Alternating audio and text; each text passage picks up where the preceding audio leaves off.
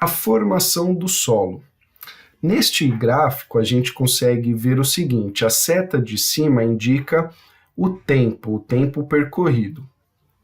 E aí, em cada quadro, a modificação que esse solo sofreu. Então, para explicar a formação do solo, a gente conta a história, uma história.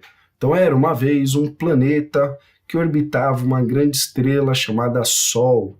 Este planeta não é nem esférico nem plano, ele é geóide. É o terceiro planeta do Sistema Solar, é chamado de Terra. No início, este planeta era uma bola, um geóide de magma, de lava derretida, muito quente. E conforme este planeta foi resfriando, o magma também foi resfriando e aí formou a rocha-mãe, ou rocha-matriz. Essa rocha-matriz, pela ação do intemperismo, chuva, vento, frio, calor, e também pela ação de organismos, como por exemplo o musgo, que é uma planta, a briófita, ela ajuda também na erosão, no intemperismo dessa rocha matriz.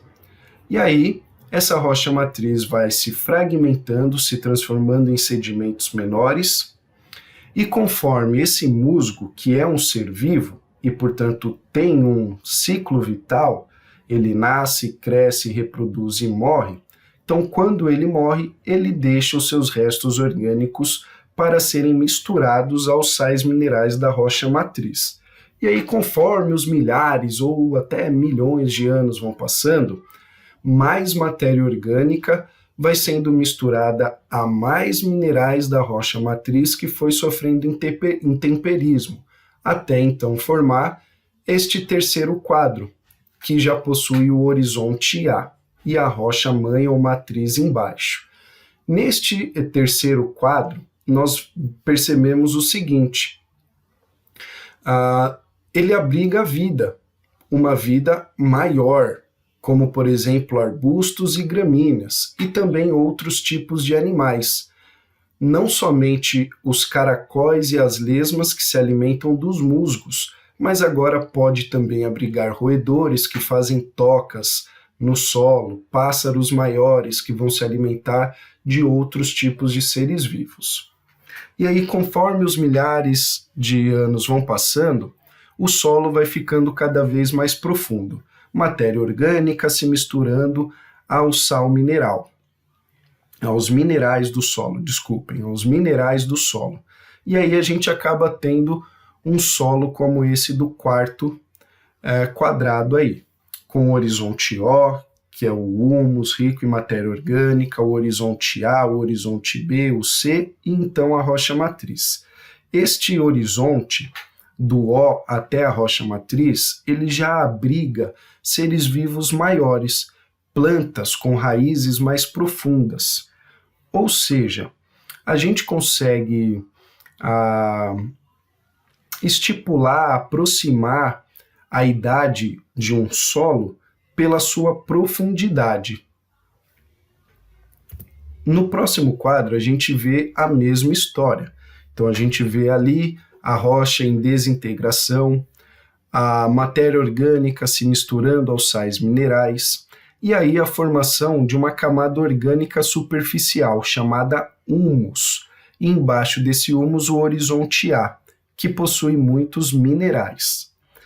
Neste horizonte A, ele abriga apenas, como vocês estão vendo ali, pequenas plantinhas, porque o solo não é profundo, capaz de abrigar uma raiz mais profunda. E aí no próximo, nós temos ali o horizonte A e o horizonte B e a representação de que ele já pode abrigar seres vivos com raízes mais profundas, plantas com raízes mais profundas e outros organismos, outros animais maiores. Uma pergunta para vocês. A Amazônia, vocês acham que ela tem um solo antigo e profundo ou um solo novo e raso? Vocês acham que o solo da Amazônia é extremamente nutritivo, é rico em matéria orgânica ou é um solo pobre em nutrientes? O que vocês acham? Já pensaram?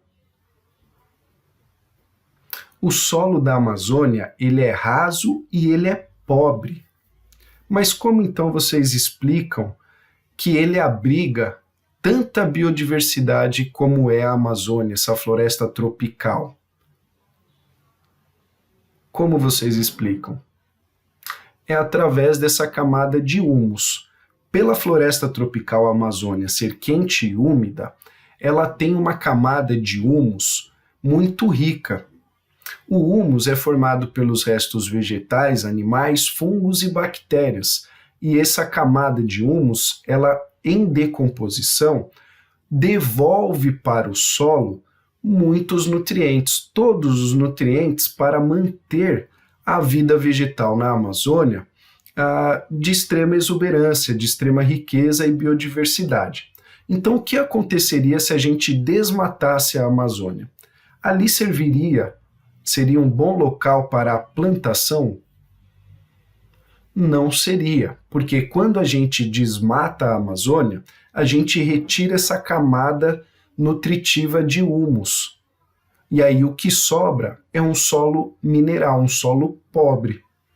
Ou seja, quando há décadas atrás foi construída uma estrada chamada Transamazônica na tentativa de colonizar a Amazônia, com grandes fazendas e plantações, não deu muito certo, foi decepcionante para o governo, porque ali se encontrou um solo pobre, que aí só, na maioria dos casos, abriga pastagem, pecuária, criação de gado. Tá certo? A composição do solo. Este solo, a composição do solo que a gente está falando aqui, é do solo ideal para o plantio. Ou seja, esta composição não vale para todos os tipos de solo. Então, neste solo ideal, nós temos uma parte porosa, preenchida por ar e por água, e uma parte sólida, formada por minerais e matéria orgânica. E aí, 45% é de sais, 5% é de humus, 25% é de água e 25% é de ar. Lembrando que essa porcentagem, neste gráfico de pizza, se refere à composição do solo ideal para o plantio, e não de todos os tipos de solo.